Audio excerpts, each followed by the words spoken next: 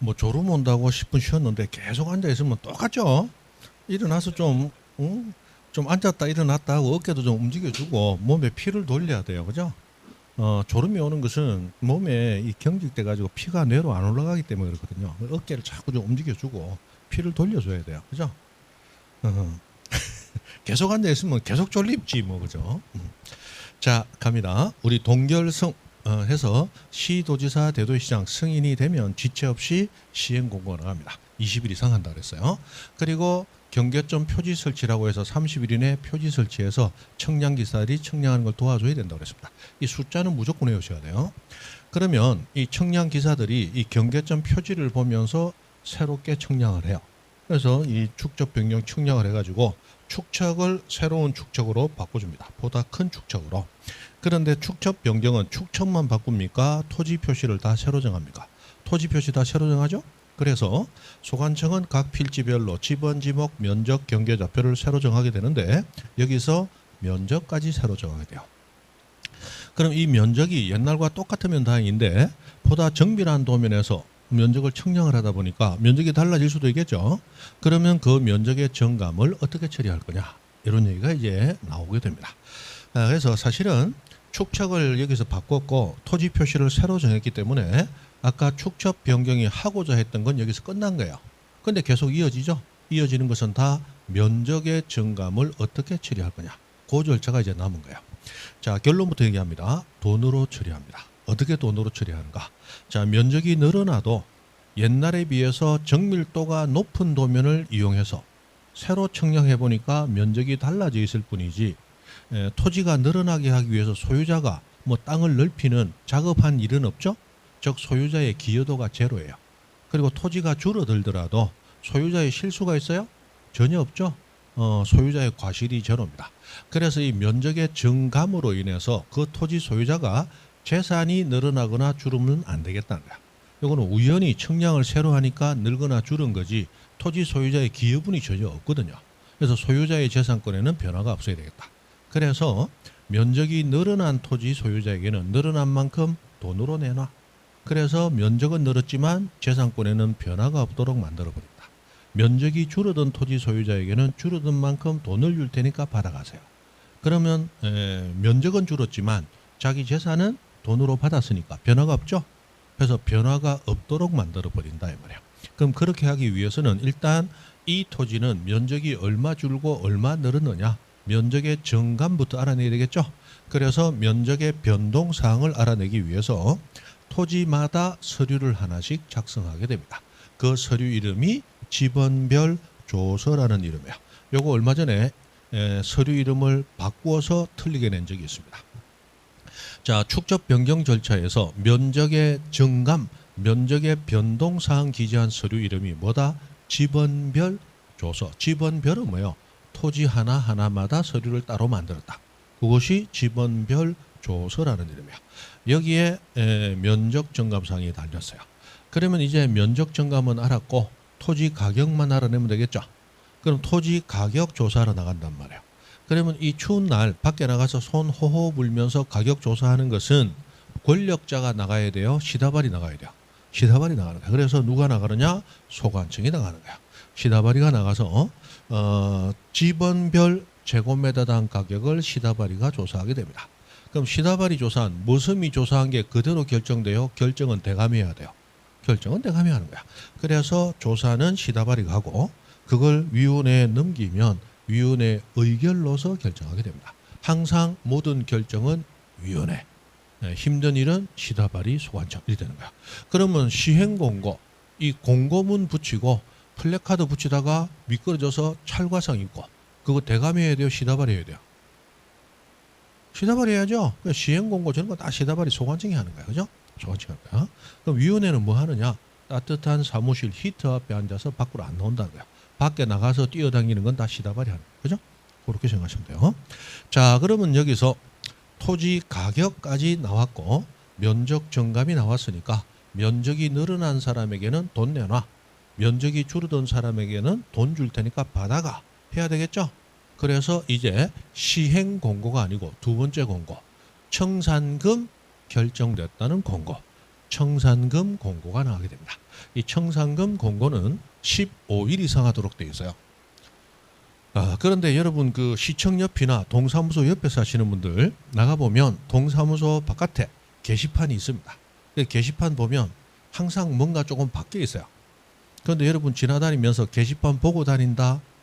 게시판 있는 줄도 모르고 다닌다.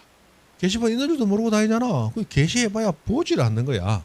그러니까 소관청이 할 수 없이 게시는 게시대로 공고는 공고대로 하고 개인별로 또 알려줘야 되겠다는 거야. 그래서 개인별로 당신은 돈 내놔 납부고지, 당신은 면적 줄었으니까 돈 받아가 수령 통지, 개별적으로 해줄 수밖에 없더라. 이것은 공고 난 그날부터 며칠이네? 20일 이내. 누가 해줘야 돼요? 시다발이 소관청이 해주는 거야. 바깥에 뛰어다니는 거 다 소관청이 하는 거야. 그럼 이 금액에 대해서 많다 적다 이의가 있을 수 있죠. 그 이의는 1개월 1개월에서 이의 제기 1개월, 이의에 대한 결정 1개월이에요. 그럼 이의 제기하는 것은 우리가 항의하러 간다는 건데 항의하고 멱살 잡고 따진다는 얘기죠. 그 멱살 잡고 따지는데 가보니까 비리비리한 놈 하나 있고 힘센 놈 하나 있어. 그럼 누구 멱살 잡아야 돼요? 안 싸워본 사람들은 힘센 놈 멱살 잡는다고 그래. 좀 싸워본 사람은 비리비리한 놈 멱살 잡아. 맞죠? 꼭 안 싸워본 사람들이 일단 상대방 중에 힘센 놈을 제압해야 된다 하고 갔다가 힘센 놈이 나한테 제압이 돼요? 내가 제압당해요? 내가 제압당한다고. 그러니까 몇 번 싸워본 사람은 나중에 맞을 값에 한 대라도 때리고 맞아야 되는 거야. 그러니까 처음에는 힘센 놈한테 듭니다. 비리비리한 놈한테 듭니다. 비리비리한 놈, 그걸 한 대 때리고 나중에 내가 맞더라도 한 대 때리고 맞아야지. 맞죠? 싸워본 사람은 알아. 비리비리한 놈부터 조지는 거야. 그죠? 그래서 이의 제기는 누구 멱살 잡아요? 시다발이 멱살 잡는다. 비리비리한 놈 미리 와. 맞죠? 1개월이네. 1개월이네. 그리고 다시 결정은 시다발이가 해요? 대감이 해야 돼요? 대감이 해야지. 그래서 결정은 위원회가 하는데 위원회가 다시 심의의결 몇 개월 내? 1개월 내. 1개월, 1개월 이렇게 나옵니다. 그러면 실제로 돈을 내고 받는 것은 납부와 수령은 6개월, 6개월 이렇게 나와요. 6개월, 6개월.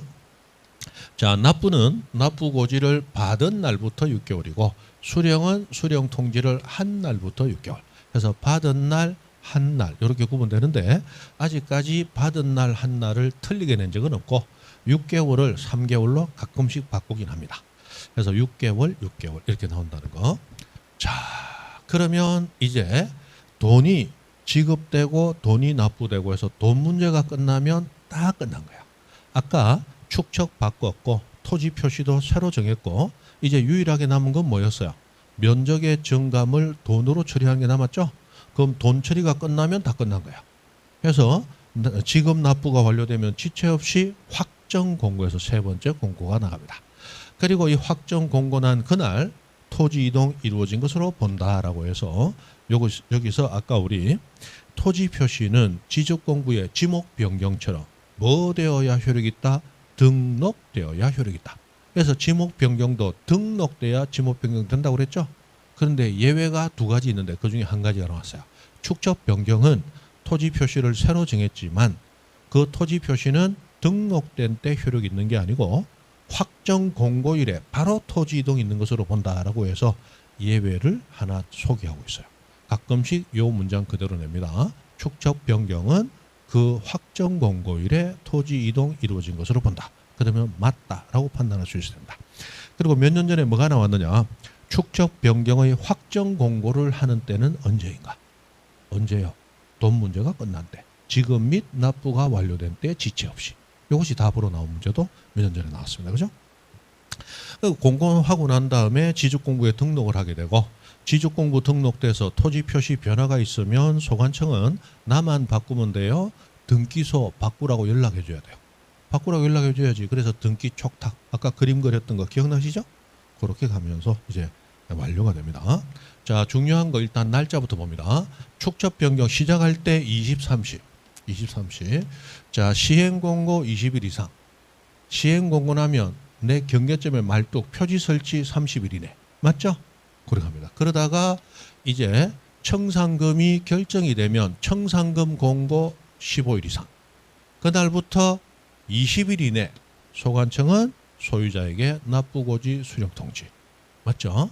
그리고 이 금액에 대해서 이의가 있을 때 이의는 1개월 이렇게 나왔어요. 그리고 돈을 지급하고 납부하는 것은 6개월 이렇게 나왔어요. 축적 변경 시작할 때는 20, 30, 중간에 청산할 때는 15, 20, 이의는 1월, 돈은 6월, 20, 30, 15, 20, 1월, 6월. 일단 순서대로 외웁니다. 시작할 때 20, 30, 중간에 15, 20, 1월, 6월. 그죠? 20일 이상 30일 이내, 15일 이상 20일 이내, 이의는 1개월. 돈 지급 납부는 6개월. 20, 30, 15, 20, 1월, 6월. 이렇게 숫자가 머릿속에 들어있으면 나중에 혼자서 절차를 보더라도 숫자가 있으면 좀 쉽게 보일 거예요. 근데 숫자가 머릿속에 없으면 막 헷갈려가지고 무슨 얘기인지 몰라요. 그래서 기본적으로 숫자부터 외웁니다. 제일 중요한 게 숫자니까 20, 30, 15, 20. 요즘 젊은 세대, 요즘 청년은 옛날에는 20, 30이 청년이었잖아. 근데 20, 30 지금 꼰대야. 지금은 청년은 15세부터 20세까지. 요즘 이제 중고등학생들이 청년이야. 맞죠? 요즘 고등학생 되면 남고생, 여고생이 이제 총각처녀야. 맞죠? 나가보면 뭐 걔들이 총각처녀고 20대만 돼도 꼰대야. 그래야 나도 꼰대, 니도 꼰대, 전부 꼰대가 되네. 물귀신 작전이 그죠? 물귀신 작전. 자, 20, 30, 15, 20, 1월, 6월. 어쨌든 외우라는 거예요. 그죠? 외우고 푸는 사람이 승리자입니다. 승리자요.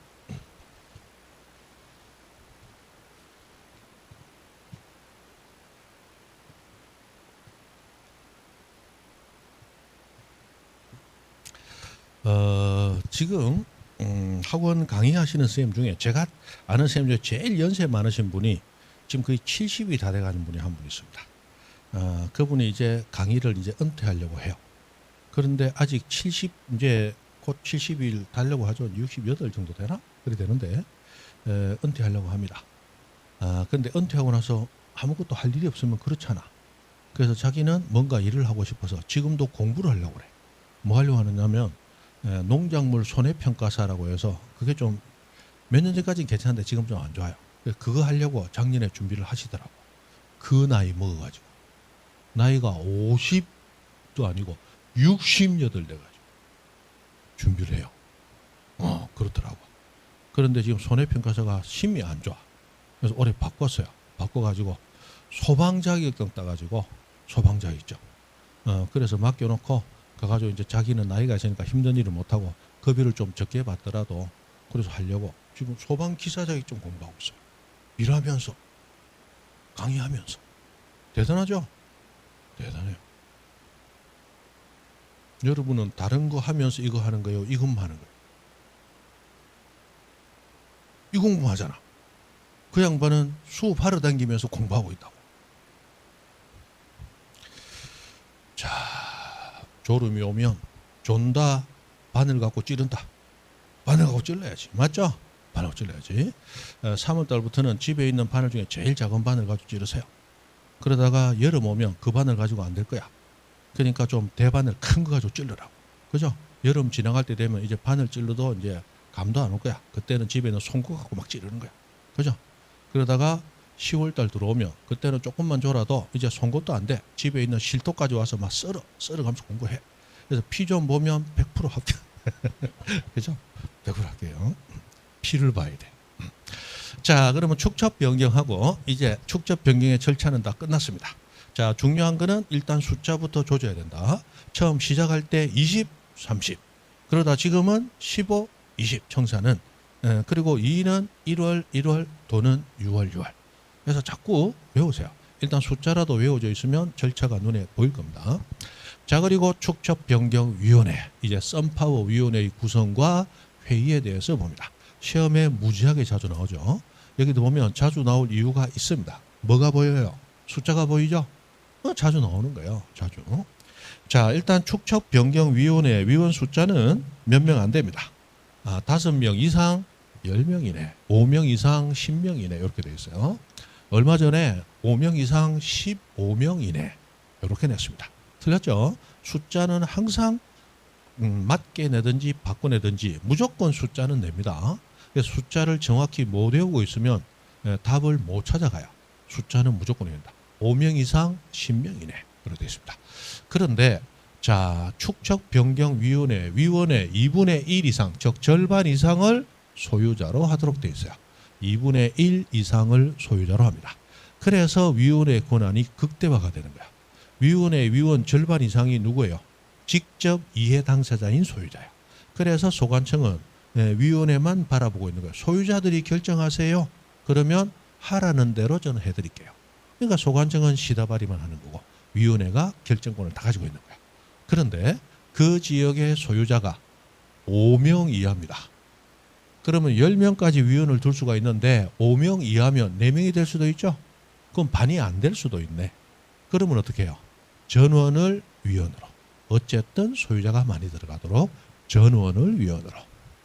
여기서 이제 나오는 게요. 세 가지죠. 5명 이상 10명 이하. 2분의 1 이상을 소유자로. 그런데 5명 이하이면 전원을 위원으로. 이게 이제 핵심이죠. 그리고 위원은 당연히 토지 소유자 포함되겠죠. 근데 소유자가 아니더라도 전문 지식, 전문가이면 위원이 될 수 있습니다. 그리고 우리 소관청은 철저하게 시다발이를 하는데 이 시다발이하는 소관청이 유일하게 가지는 권한 하나가 바로 위원의 인사권입니다. 그래서 위원을 위촉하고 지명하는 것은 누가 해요? 소관청이 위촉하고 소관청이 지명합니다. 그래서 유일하게 소관청이 가지는 권한이 인사권이에요. 위원을 누구로 할 것인가? 이거는 시다발이 소관청이 가집니다. 소관청이 가집니다. 외우셔야 돼요. 그 다음에 디귿 축척변경위원회 위원은 이 사람들 축척변경은 어떤 경우에 갑자기 하는 거기 때문에 이 위원회가 준비되어 있는 위원회가 아니에요. 축척변경을 하기 위해서 급조되는 겁니다. 축척변경 끝나면 사라지겠죠. 그래서 이 위원회 위원들은 이미 자기 생업이 따로 있는 사람들이야. 그럼 회의한다고 오시라 하면 자기 일을 못하고 오잖아. 그럼 일당 줘야 될 거 아니야. 그래서 출석 수당 줘야 되고 왔다 갔다 차비 여비 줘야 되고 밥 먹으면 실비까지 지급을 해줘야 되겠죠. 그런데 공무원인 위원이 있습니다. 공무원인 위원은 출장을 나오면 자기 돈으로 와요? 국가가 출장비 줘요? 국가가 출장비 주잖아. 그러니까 공무원인 위원에게는 이런 차비 등 수당 등을 챙겨주지 아니한다. 국가에서 출장비 주니까. 별거 아닌데 돈에 관련된 문제이기 때문에 가끔씩 시험 문제에 툭 던집니다. 그 정도는 아시면 되겠어요. 그 다음에 자 회의하고 났습니다. 자 회의 아까 얘기했어요. 과반수 그렇게 심의여결합니다. 과반수 그 다음에 회의 소집은 시다발이가 소집할 수 없어요. 위원장이 회의 소집을 하는데 회의 소집할 때 회의 개최 소집 통지를 해야 되겠죠. 자 며칠 전까지 5일 전까지 각 위원에게 서면 통지합니다. 5일 전까지 각 위원에게 서면 통지. 그죠? 5일 전 이게 중요하죠. 5일 전 맞게 냈다가 7일 전 한 번씩 틀리게 냈다가 계속 숫자는 냅니다. 반드시 외우셔야 돼요. 숫자는 5일 전. 그래서 우리는 뭘 할 수 있느냐? 축척변경위원회의 위원들은 청년이다, 노인들이다. 노인들인 자. 왜? 5일 전까지 해준다는 얘기는 이 사람들이 물건 사러 마트 간다는 얘기입니까? 5일장 간다는 얘기입니까? 5일장을 가기 때문에 다 5일 전까지 해줘요. 5일 전까지. 전부 노인네들이. 자, 해서 가장 중요한 축척변경 끝났습니다. 자, 그 다음에 축척변경 엄청 중요합니다. 무조건 머릿속에 외우셔야 돼요. 올해도 틀림없이 나옵니다. 틀림없이. 최소 한 문제에서 두 문제. 무조건 나와요. 무조건 나와요. 자, 그 다음에 토지 이동의 신청 및 신고하고 났습니다. 자, 우리 토지 이동 신청은 아까 신규 등록부터 바다로 된 토지 등록 말소까지 자, 누가 신청하도록 하고 있어요? 소유자가. 그래서 기본적으로 소유자가 신청하는 겁니다. 그런데 소유자가 신청하지 않으면 소관청이 직권으로 조사청장에서 결정할 수 있죠. 기본적으로 직권 등록주의니까. 그런데 소유자가 아닌 자도 토지 이동 신청을 할 수 있을 것인가? 그 예외가 두 가지가 있습니다. 그 두 가지 예외 중에 시험에 주로 나오는 것이 96페이지 도시개발 사업 등 시행지역의 토지 이동 신청이에요. 요게 이제 시험에 자주 나오고 우리 97페이지 오른쪽에 보시면 그림 바로 밑에 박스 3번 네모 박스 3번 토지 이동 신청의 대위라고 나왔죠. 거기 밑에 양가로 1, 2, 3, 4가 나와 있지만 이 1, 2, 3, 4는 시험에 거의 잘 출제되지 않습니다. 그동안 우리 35번 시험 치면서 한 2번 정도밖에 안 나왔어요. 그러니까 17년에 한 번 나온다 이렇게 보면 됩니다. 그런 건 우리 한다 안 한다? 안 한다. 그런 거죠. 자주 나오는 건 이겁니다. 도시개발 사업 등 시행지역. 자, 미리 도시개발 사업 등 시행지역의 특례, 제3자 신청이 왜 인정되는가를 얘기를 드립니다. 자, 도시개발 사업 등 했는데 도시개발 사업은 대표적으로 신도시를 만든다고 생각하시면 돼. 그럼 신도시를 만들면 신도시는 어마어마하게 규모가 크기 때문에 그 신도시 지역의 모든 지역을 한꺼번에 공사할 수가 없어요. 우리 도로 만들 때도 109, 209에서 구분해서 인원과 장비가 한정이 있다 보니까 맞죠? 여기부터 먼저 하고 두 번째로 여기 가서 이렇게 연결시켜 가는 거야. 그럼 신도시를 만들어도 한꺼번에 동시다발적으로 공사를 한다. 인원 장비 제한이 있으니까 공구를 정해놓고 들어온다. 공구를 정해놓고 순서대로 하는 거야. 그러면 사업을 시행하는 사업 시행자가 공사를 하기 전에 미리 토지에 대한 정보를 취득하겠죠. 그럼 그 정보를 바탕으로 해서 계획을 잡아서 사업하러 들어온단 말이에요. 그래서 이 도시개발 사업지역에서의 토지 이동 신청은 토지 표시를 바꾸는 것은 소유자도 하지 말고 오로지 제3자인 사업 시행자만 하라라고 법이 제한을 두고 있습니다. 이 소유자도 못해요. 왜 못하냐면 자, 신도시 들어서려고 하는데 지금 사업 시행자가 토지에 대한 정보를 취득하고 순서 따라 공사하러 들어왔는데 내가 토지 소유자. 내 땅인데 내 맘대로 할 수 있지 하고 내가 지목을 바꾸고 토지를 합병하고 분할하고 지목을 바꾸고 계속 토지 이동 신청을 해서 바꿔놓으면 그럼 공사하러 오면 원래 취득했던 정보대로 토지가 존재해요. 정보와 다르게 돼 있어요. 정보와 다르게 돼 있으면 공사 진행에 도움이 될까요? 방해가 될까요? 방해가 돼. 그래서 소유자일지라도 토지 이동 신청하지 마. 여기에서는 오로지 제3자인 사업 시행자만 할 수 있어. 요렇게 제한을 가하는 거야. 그래서 다음과 같은 사업과 관련해서 토지 이동이 필요한 경우에는 누가 사업 시행자, 즉 제3자가 토지 이동을 신청하여야 한다. 그러면 소유자도 할 수 없다. 이렇게 되겠죠. 자, 그런데 도시개발 사업이에요? 도시개발 사업 등이에요? 사업 등이에요. 그래서 이 도시개발 사업뿐만이 아니고 여러 가지 기타 등등 사업이 포함되는데 보시면 도시개발법, 도시개발사업, 농어촌정비법, 농어촌정비사업 이거 외에도 대통령령으로 정하는 각종 토지개발사업 대통령령만 찾아가도 벌써 20개가 더 있습니다. 그럼 이거 외운다 못 외운다? 못 외우는 거야. 그냥 법에 따라 큰 사업하고 대충 지나가는 거야. 되죠? 됐습니다. 자, 그러면 양가로 2번 보세요. 도시개발 사업이 착수 또는 변경 지금 시작되고 있습니다. 그러면 그 토지 소유자는 해당 토지 이동을 스스로는 원하더라도 소유자가 토지 이동 신청할 수는 없죠. 유일하게 신청할 수 있는 자는 누구예요? 사업 시행자죠. 그래서 사업 시행자에게 토지 이동을 신청하도록 요청만 할 수 있고 스스로 신청은 안 되는 거야. 소유자도 신청 못 하는 거야. 그죠? 그러면 요청받은 사업 시행자는 소유자가 요구하고 있더라도 무조건 해주는 게 아니야. 사업 시행자 판단에 맡기는 거야. 이 신청을 해줘도 사업에 지장이 없겠다 판단되면 해줘라. 그러나 사업에 지장이 있겠다 판단되면 해줄 필요 없어. 이런 식으로 철저하게 사업 시행자의 판단에 맡기도록 되어 있습니다. 자, 그리고 이 도시개발 사업 등 사업 관련해서 시험에 종종 나오는 이유는 이렇게 여러 개의 지문이 나올 수 있기 때문에 충분히 우리 5개의 포기를 만들어내고도 남겠죠. 그래서 종종 시험에 나옵니다. 자, 양가로 3번 보세요. 주택법의 규정에 따른 주택건설사업 시행자가 했는데 이 주택건설사업도 도시개발사업 등이에요. 그러면 토지 이동 신청은 누구만 할 수 있습니까? 사업 시행자만 할 수 있겠죠. 그런데 옛날에 우리 IMF 왔을 때 IMF 외화 문제가 발생해서 나라가 거의 망하기 직전이었을 때 그 다음에 영국의 그 무슨 금융회사예요? 그 금융위기 와가지고 전 세계적으로 굉장히 안 좋을 때. 그때 우리나라 건설회사들 엄청나게 도산 파산 많이 했습니다. 지금도 지금 건설회사들 엄청 안 좋거든요. 지금 재작년에 그 여의도에 본사 두고 있는 태영건설 그거 문제된다 해가지고 워크아웃 들어갔잖아요. 그거 말고 뭐 롯데건설도 지금 부도설 벌써 나왔죠.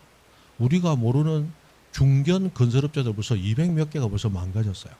지금 건설업체가 엄청 안 좋습니다. 자, 그래서 이 건설업자들이 파산을 하게 되면 그러면 이 건설 사업 시행자만이 토지 이동 신청하도록 해놨잖아요. 그런데 이 사람이 파산하면 어디가 있어요? 파산하면 어디가 있어요? 우리나라는 법이 좋아가지고 남들이 안 하는 어떠한 일을 하면 장하다 해가지고 밥도 공짜로 주고 방도 공짜로 주고 그래 하잖아.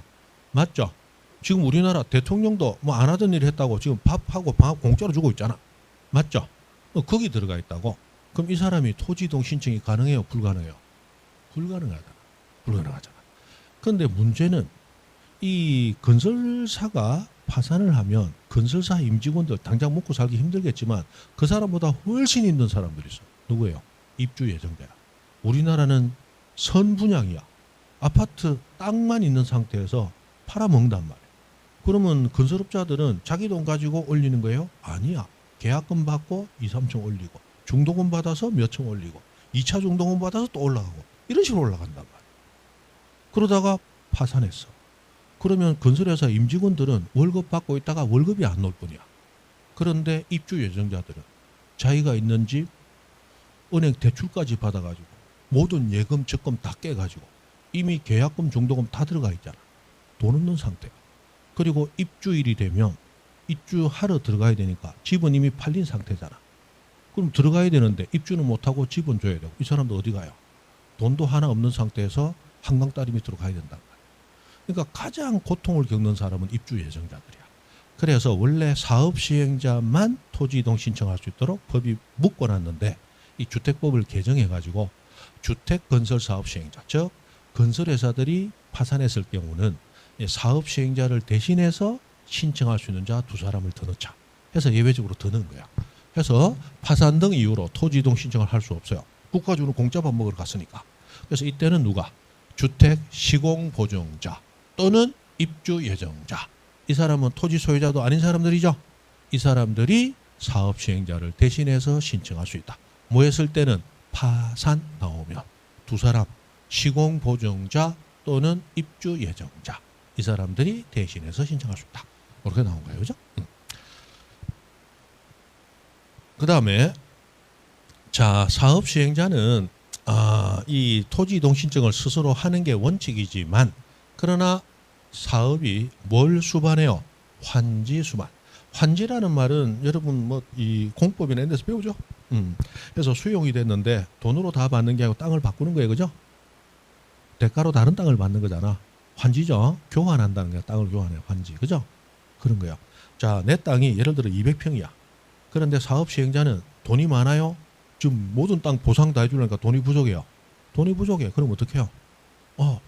100평은 내 돈 줄게. 나머지 100평은 너 있다가 나중에 상가로 요거 개발되고 나면 100평은 나한테 주고 내 20평 줄 테니까 너 20평 받을래?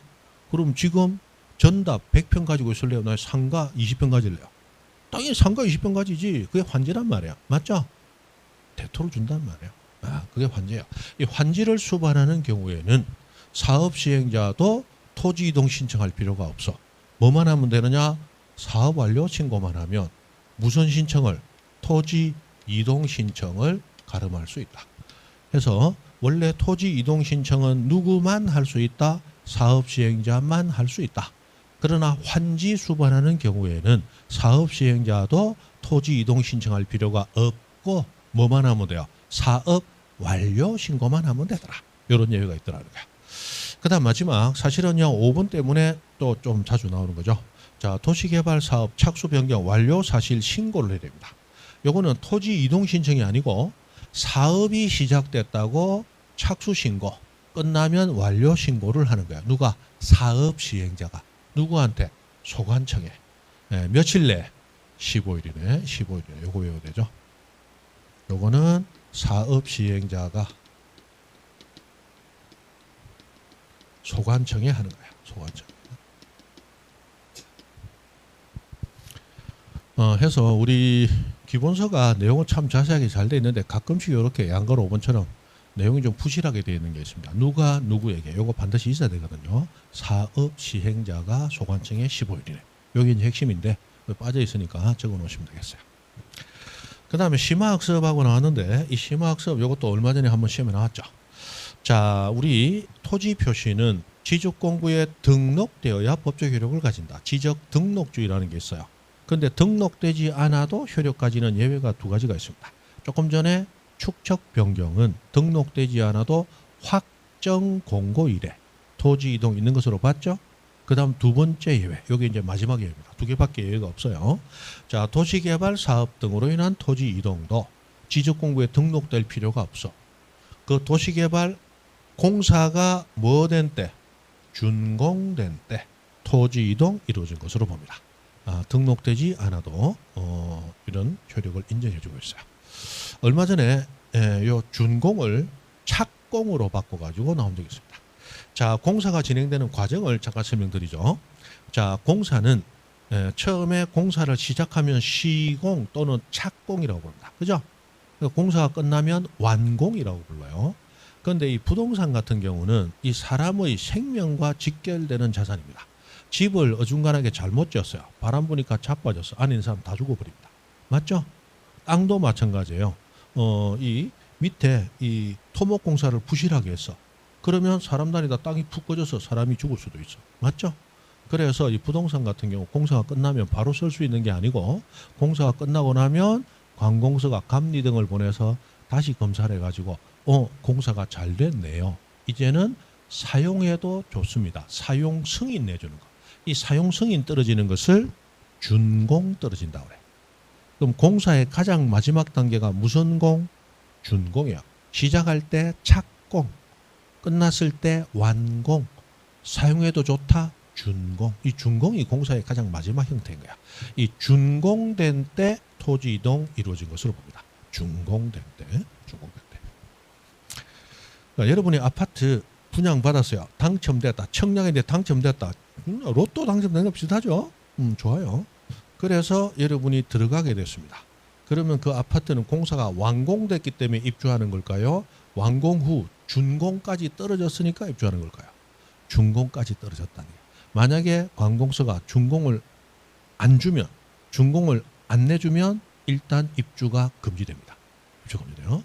그런데 이제 입주민들이 너무 고통이 많고 그러면 가입주라고 해서 일단 임시적으로 입주하도록 관공서가 그렇게 승인을 해주고 하는 경우는 있습니다. 그러나 기본적으로 준공이 되지 않으면 사용이 된다 안 된다? 안 되기 때문에 입주도 미뤄지게 돼요. 준공이 되지 않으면 뭐도 되지 않느냐? 등기도 안 해줍니다. 집 처음 지었죠? 그럼 처음에 등기를 해야 등기하고 나서 팔아먹는 거잖아. 등기함으로써 권리 취득하니까. 그럼 나는 최초 주인이지만 산 사람이 권리 가지려면 뭐 돼야 권리를 가져야? 등기돼야 가지거든. 그건 나중에 등기부 가지게 할 거야. 그런데 준공이 떨어지지 않은 건물은 원칙 등기를 안 해줍니다. 팔아먹을 수도 없는 거야. 그렇게 되어 있습니다. 됐어요. 자, 그 다음에 토지 소유자의 정리하고 갑니다. 자, 이제 드디어 정리 나왔네. 아까 우리 배운 건 정정이었어요. 이거는 뭐다? 정리. 자, 우리 대장의 토지 소유자는 원칙 등기부 소유자를 그대로 가져오는 게 원칙이죠. 그래서 지적공고에 등록된 소유자가 변경될 때도 뭐 가지고 변경된 걸 정리하느냐? 등기필증, 등기완료 통지서, 등기사항 증명서, 등기전산정보자료.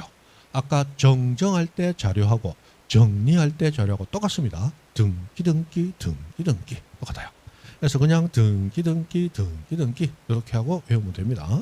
옛날에 한 14, 15년 전까지는 정정 자료는 3개, 정리 자료는 4개 틀렸었어요. 그때는 따로 공부를 했습니다. 그러나 지금은 등기 하면 끝나요. 등기 이거 뭐 할 때 하는 거예요? 뭐 할 때 하기는 어른들 저 야외 놀러 가면 장구 치면서 등실 그게 등기 이렇게 되는 거죠. 자, 다만 등기되어 있지 아니한 토지예요. 그래서 지금 신규 등록하고 있습니다. 아까 선대장, 먼저 대장 만들고 후 등기, 뒤에 등기부 만든다고 그랬죠? 그럼 신규 등록은 처음으로 대장을 만들려고 하는 절차잖아요. 그럼 아직 등기부 있다 없다? 없단 말이에요. 그때 신규 등록할 때 토지 소유자는 어떻게 결정해요? 등기부가 없는 거로 소관청이 직접 조사하여 등록하게 됩니다. 이게 신규 등록에서 제일 시험에 많이 나온 거예요. 그죠? 신규 등록에서 제일 시험에 많이 나온 거예요.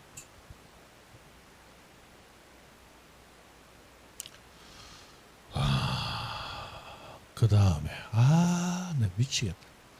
아까 여기 있는 거 지우지 말라고 얘기하고 나가야지 하고 가놓고 지워버렸다. 그래서 뭐 해야 된다? 또 적어야 된다.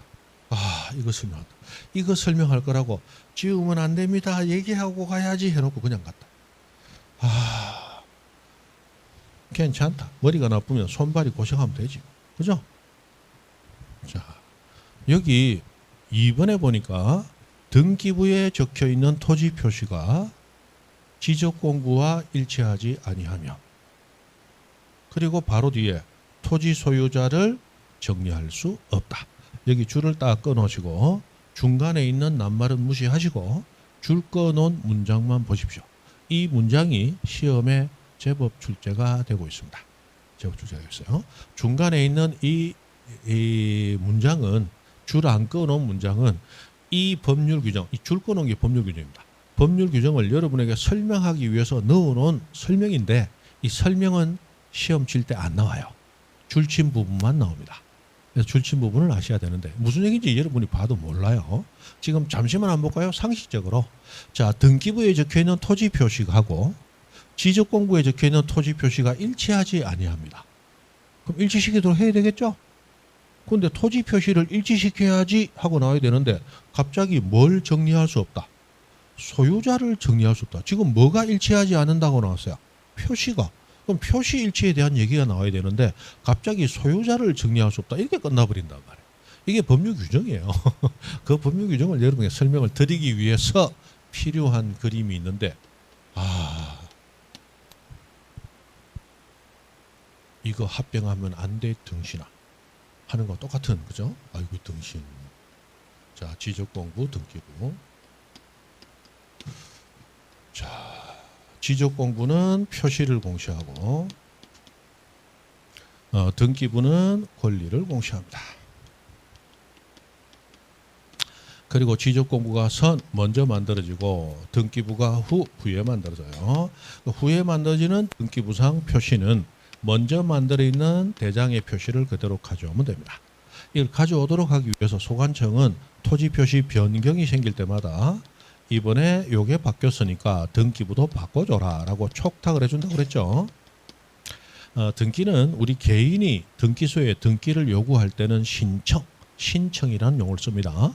근데 관공서가, 지적소관청은 관공서죠. 관공서가 요구할 때는 촉탁이라는 용어를 씁니다.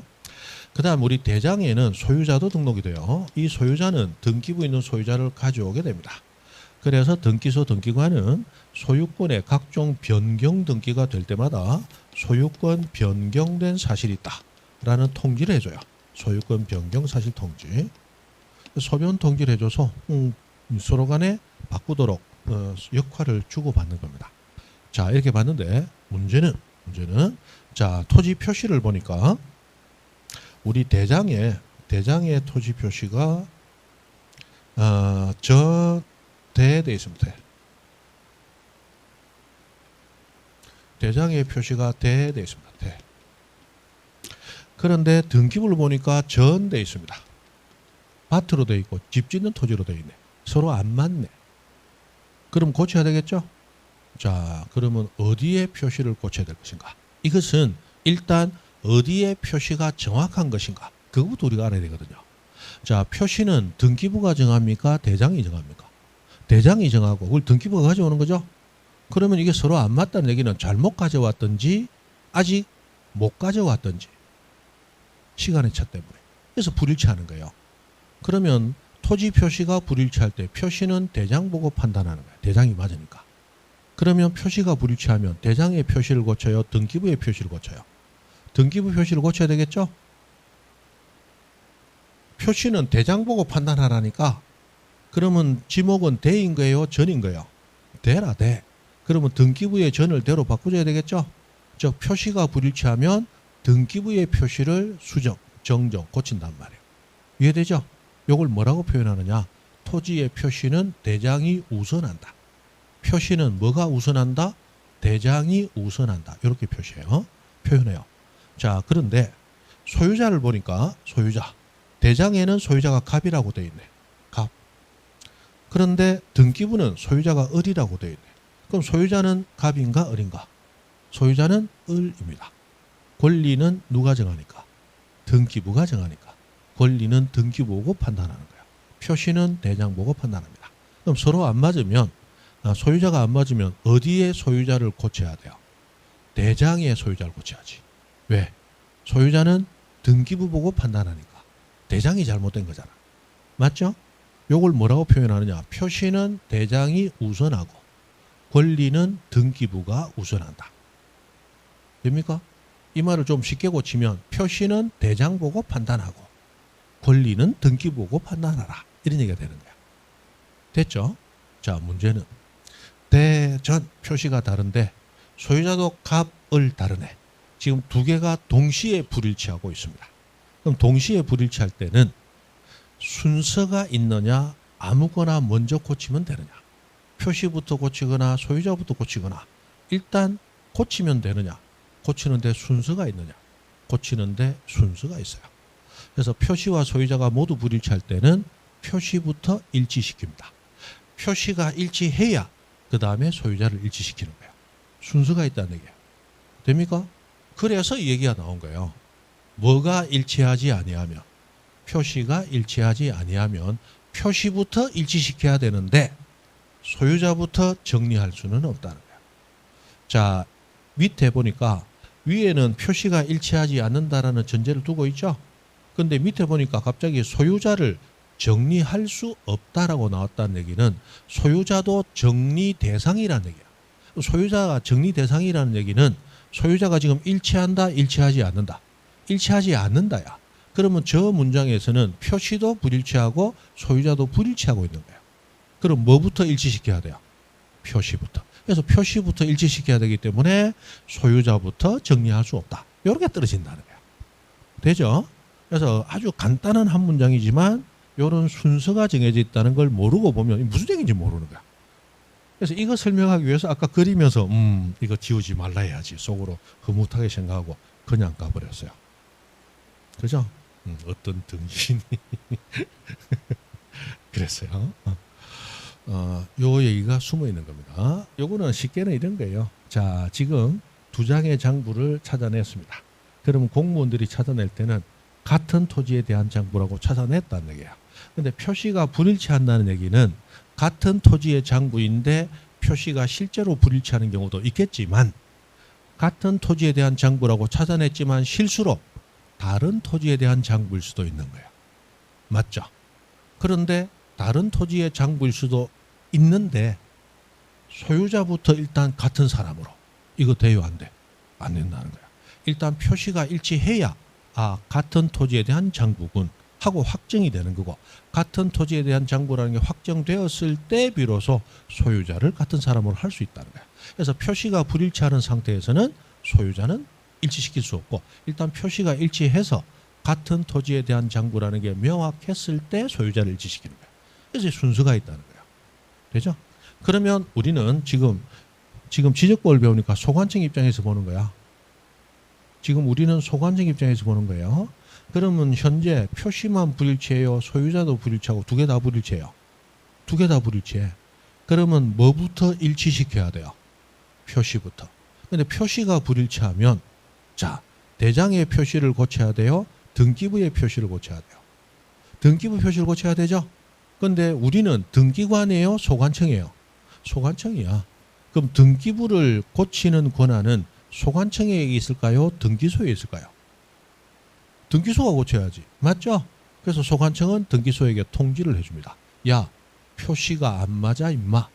표시는 내가 맞고 네가 잘못된 거니까 네가 표시 고쳐 임마 하고 통지를 해주는 거야. 그것이 이게 나오는 거야.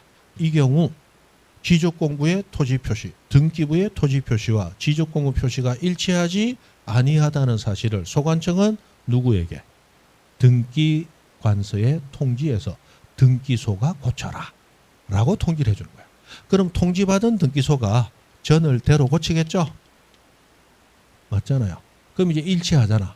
그럼 비로소 뭘 정리할 수 있다? 소유자를 정리할 수 있다. 이런 절차로 간다. 그죠?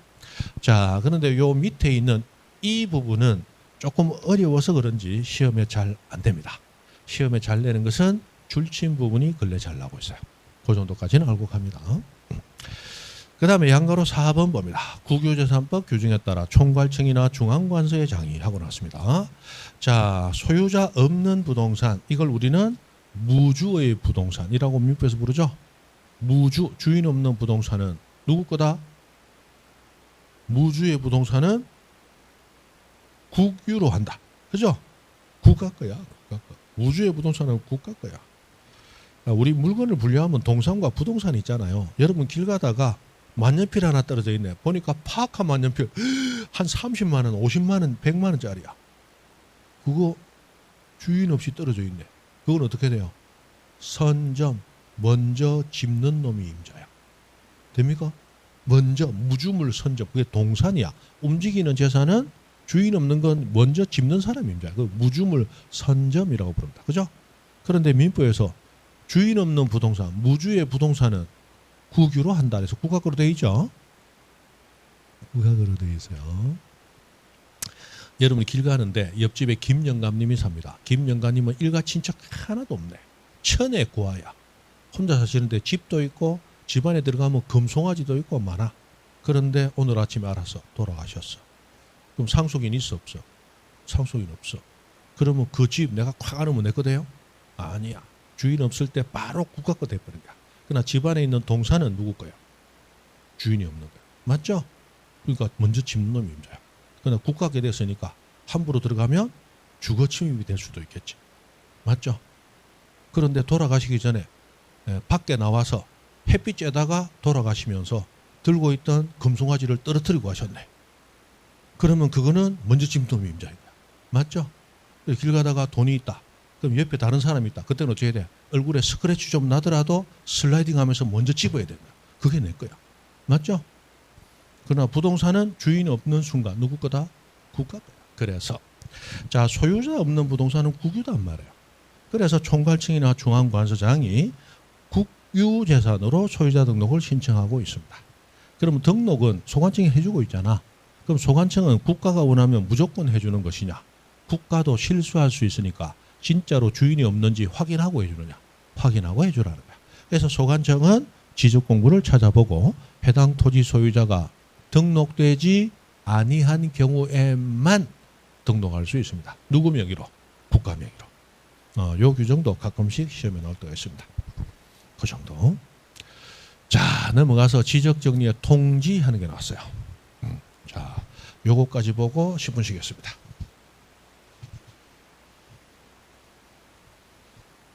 자, 여러분이 지목을 바꿔달라고 신청해서 지목이 바뀌었어요.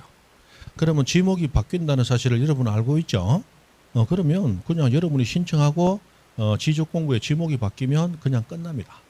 근데 문제는 지목을 바꾸는 것을 소관청이 직권으로 바꿨네. 그럼 여러분 알아요, 몰라요? 모르잖아. 그래서 알려줘야 되겠다. 이것이 지적 정리됐다는 사실의 통지, 지적 정리의 통지라고 하는 거야. 그래서 지적 정리의 통지는 기본적으로 소유자인 여러분이 신청해서 신청한 대로 정리가 됐을 때는 통지하지 않습니다. 그럼 소유자인 여러분이 알지 못하는 사태로 인해서 바뀌면 그때는 통지를 해주는 거야. 그래서 직권으로 정리가 됐다든지 또는 제3자, 아까 사업시행자 등이 신청했다든지 그러면 여러분 모르죠? 통지해 줘야 되는 거예요.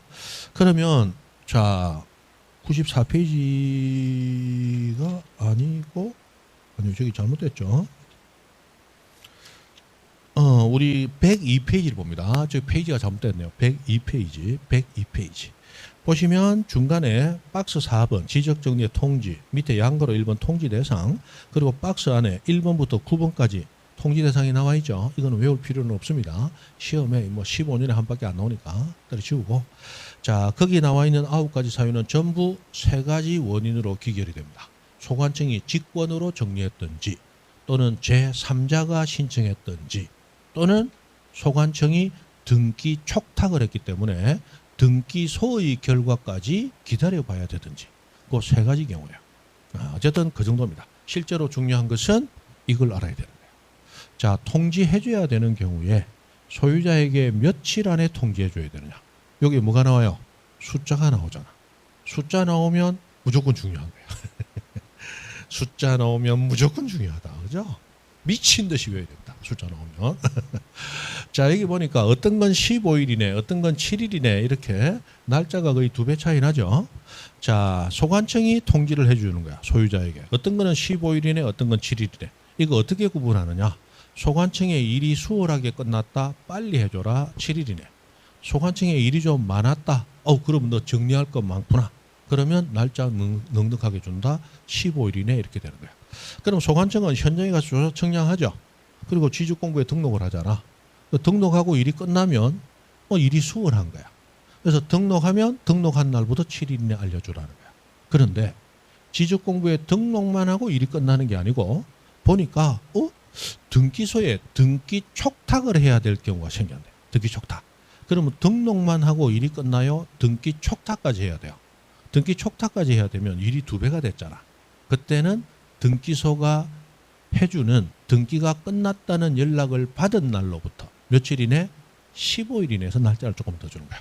그래서 자, 니은을 보시면 7일 이내 해주는 것은 니은에 보니까 토지 표시 변경 등기가 필요하지 아니하다. 필요하지 아니하니까 이때는 등기 촉탁을 해요, 안 해요? 안 하잖아. 촉탁 안 하니까 지적공부 등록하고 일이 끝나죠. 그래서 이때는 지적공부에 뭐 한 날부터? 등록한 날부터 7일 이내 하고 빨리 해주라는 거야. 근데 기억을 보니까 토지 표시 변경 등기가 필요하죠. 이때는 등기 촉탁 해요, 안 해요? 등기 촉탁 하는 거잖아. 그러면 등록하고 일이 끝나는 게 아니고 등기 촉탁까지 했으니까 이 일이 더 많아졌단 말이에요. 그리고 등기 촉탁 했는데 아까 우리 소관청이 뭐 하고 일을 하더라도 등기가 되느냐 안 되느냐는 등기소가 판단하는 거죠. 그래서 등기소가 판단해서 등기를 해줬다면 등기소는 등기가 완료됐다는 통지서를 소관청에 보내줘요. 그럼 그 등기 완료 통지서를 접수 받은 날부터 며칠이네? 7일이네 해서 15.7, 15.7, 15.7, 15.7 두 가지가 있는데 일이 많아서 등기 촉탁까지 했을 때는 등기 완료 통지서를 받은 날부터 15일이네. 변경 등기가 필요 없을 때는 지적공부 등록한 날부터 7일이네. 이렇게 앞과 뒤를 모두 외우셔야 돼. 언제부터 며칠, 언제부터 며칠. 이게 이제 시험에 나온 거예요. 그죠? 됐습니다. 됐어요. 그 다음에 이 통지하기 전에 우리 그 102페이지 위에 보면 양가로 입은 등기 촉탁의 대상이라고 나와 있죠. 등기 촉탁의 대상. 자, 칠판 한번 보세요. 자, 토지가 하나 새로 만들어지면 대장부터 만들고 등기부를 뒤에 만들죠. 맞죠? 그럼 대장을 처음 만드는 신규 등록하는 경우에는 아직 등기부가 있어요, 없어요? 신규 등록할 때는 등기부가 없죠. 그럼 등기부가 없으므로 신규 등록한 소관청은 등기 촉탁을 해야 될까요? 할 필요 없을까요? 지금 등기부 자체가 없어. 등기 촉탁은 등기하라고 촉탁하는 거야. 맞죠? 표시가 바뀌었으니까 너도 표시를 바꿔줘라라는 등기 촉탁하는 거야. 근데 등기부 자체가 있어요, 없어요? 등기부 자체가 없어. 그럼 변경하라는 등기 촉탁해요, 안 해? 안 해. 맞죠? 그래서 신규 등록에서 제일 중요한 것은 거기 양가로 입은 등기 촉탁의 대상 옆에 점점 해놓고 신규 등록은 등기 촉탁하지 않는다. 이렇게 적어 놓으세요. 이게 핵심입니다. 밑에 보면 박스에서 1번부터 6번까지 등기 촉탁하는 사유 대상이 나와 있죠. 그건 하나도 안 중요해. 뭐가 중요하냐? 신규 등록은 등기 촉탁하지 않는다. 이게 제일 중요해. 등기 촉탁에 대해서 문제가 나오면 거의 100% 가깝게 이거 나옵니다. 신규 등록은 등기 촉탁하지 아니한다. 이게 핵심이라는 거예요. 됐습니까? 됐죠? 그 정도 합니다. 자, 그러면 10분 쉬었다가 이제 마지막 지적 청량을 할 겁니다. 10분 쉽니다.